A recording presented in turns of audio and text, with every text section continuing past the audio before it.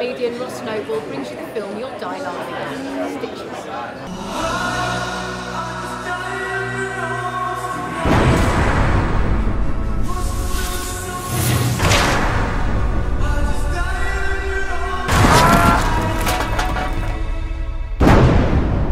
So this is your debuting film? It certainly is, yes. So how does the performance differ to doing stand-up for you?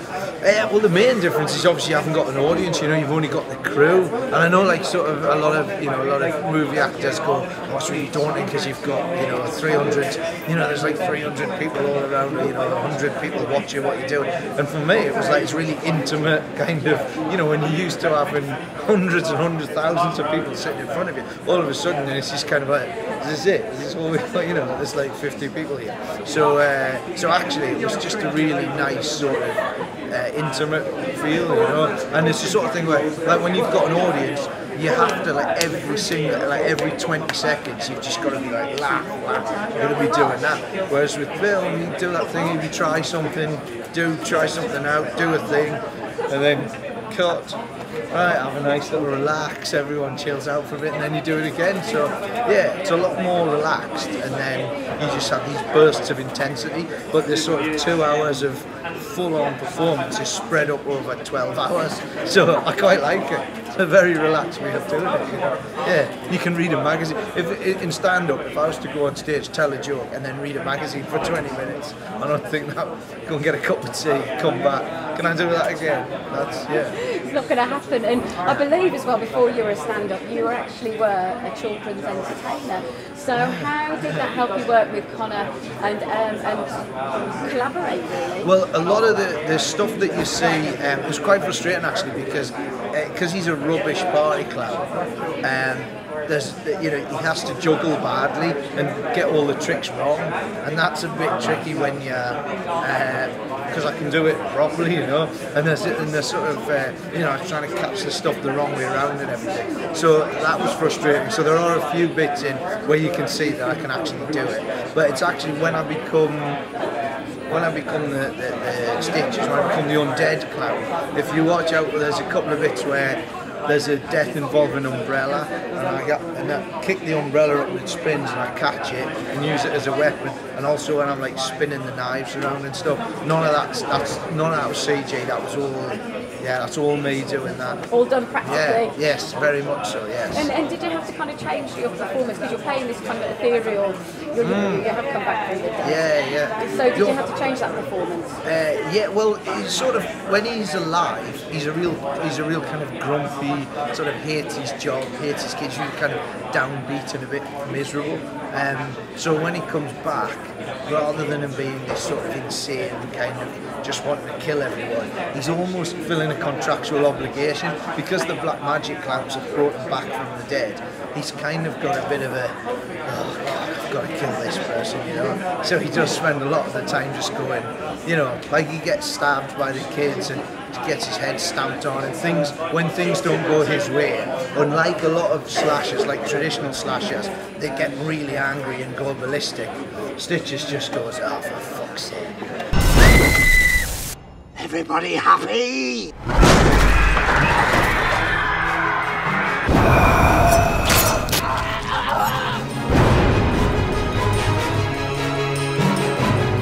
Sniff them out. Conor, clowns. Yes. There is something really quite scary about clowns. Yeah. What is it, you think? Do you know, I've had so many conversations with people about this, and I don't know, maybe it's the smile painted on, and that's what we've come to the conclusion that it's probably because they look like they're smiling, but you just don't believe that they're happy underneath all that makeup, That's very, very true, actually, isn't it? And we got Ross, who was a street performer before he became a stand-up. Did you know that before? No, not at all. The two surprises were, one, that he used to be a street performer himself, and the second was that he was a massive horror fan. So I think both those things, they were both really cool surprises, And it was funny, I don't know if you mentioned it, but sometimes I needed him to be a bad clown, to juggle badly, but he found that really difficult because he could actually do it very well. So, you know, it was hard for him to be a dodgy clown, you know. Well, normally you have to get an actor to rehearse it. Yeah. And so did it benefit you? Were there things that you could help with the collaboration process because he knew what street performers and what clowns really do? Oh yeah, well there was just like little tricks that he'd have. Like I remember there's a scene where like an umbrella fell on the ground and like we needed him to pick it up into his hand, and he was like, oh, I've got this trick, and he could just like flick it up on his shoe, like, and he'd twirl it up into the air and catch it. And so they was like, oh yeah, that's really cool. And what Ross did pick up on as well, that a lot of the effects work were practical.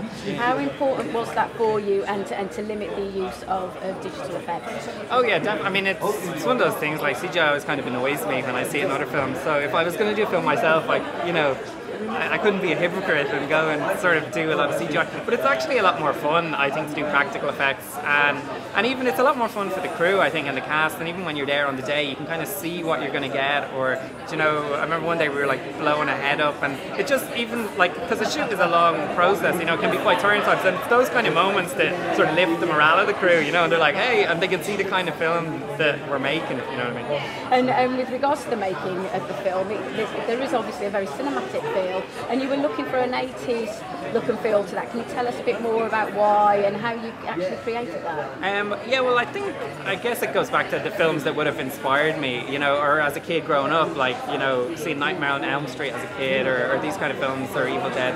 And I suppose I was just drawn to, you know, part of it I didn't even realise I was doing at the time, or just my musical taste is like in the 80s, you know what I mean? So I mean, other people think I have terrible taste in music, but like that's the kind of stuff I kind of like, and I'll just put in the film. So it just, despite myself, like the film will end up feeling 80s, you know. But it was something. It was again. I think it was also. I want the film to be kind of colourful. I didn't want it to be a kind of a dark and grainy and gritty kind of film. I just wanted it to be quite bright and colourful. And I think that sort of made the costumes a lot more colourful. And like even talking with the costume designer, you know, it seemed like an 80s vibe would sort of suit that kind of more colourful feel, you know. And it's good to say that as well. There is a comedy as well as a horror. So how difficult is it to get the balance of both, really? Yeah, I mean, it was something I was always like before the shoot, I was really trying to figure out how the best way to do it. I think generally with comedy, like I find, say for instance, doing a gore sequence, like if you show it all, it's generally funnier. Do you know what I mean? It's like generally like more horrible and scary if you sort of, you know, like Reservoir Dogs, you don't kind of see the thing, and yet like it's almost more disturbing. So my policy was just sort of show everything and it'll be funny. And it balances it out as well, doesn't it? It makes it less disturbing for the audience. Exactly, yeah. Nothing is left to the imagination. And I suppose as well, like that's why the casting was so important. Like when you get someone like Ross, he's just going to be funny. Do you know what I mean? In the part, like so that really helped with the tone. Do you know what I mean?